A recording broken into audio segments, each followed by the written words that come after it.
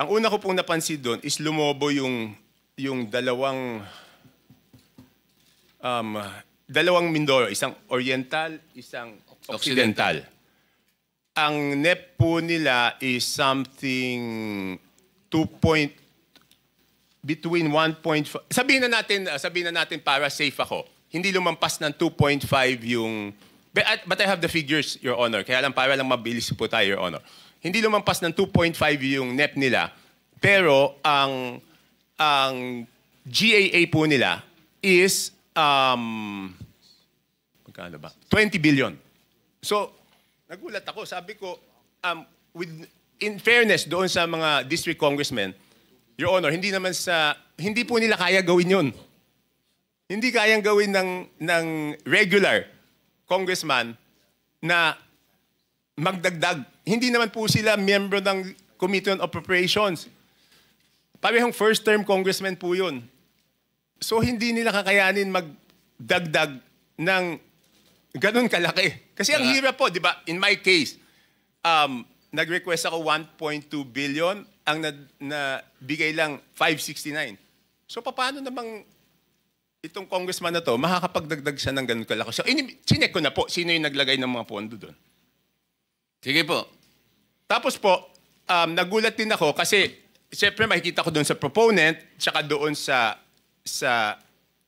district congressman. Nagulat po ako na, for example, alam ko po kayo dating party list, Your Honor. Pero may dalawang party list po doon, nasa BICAM lang, hindi ko alam yung sa small committee, ay nadagdagan sila ng 2 billion. Anong party list po? Ako Bicol at BHW po.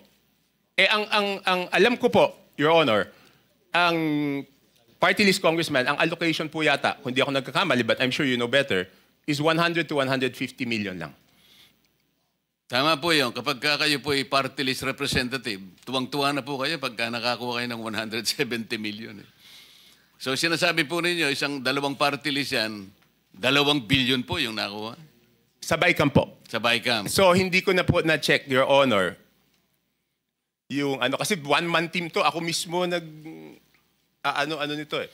So, balikan po natin yung sinabi nyo without any offense meant dun sa representative po dyan sa Mindoro Oriental at saka Mindoro Occidental. Kayo na po ang nagsabi na parang wala naman sila sa kalagayan na manghingi ng ganong kalaki sapagkat hindi naman sila kasing sikat ng isang Toby Tiangco. Hindi po. Kung kayo nga po nanghingi ng ganito, kalahati lang ang naibigay. Sabi po nyo kanina, hindi sila lalampas ng at least 2.5B. Pero ano pong nakita ninyo? Naging 20 sa mga tweet. Magkano po yung nadagdag? Sangayon po dun sa inyong nakita. 17, ganyan. Di ba? Sabihin mo 2.5 to 20, di 17.5. Tapos ang isang nakita ko po doon, under proponent, nagulat po ako na yung proponent ng mga dagdag sa distrito na to, under BICAM, is si Congressman Saldico, na 13 billion.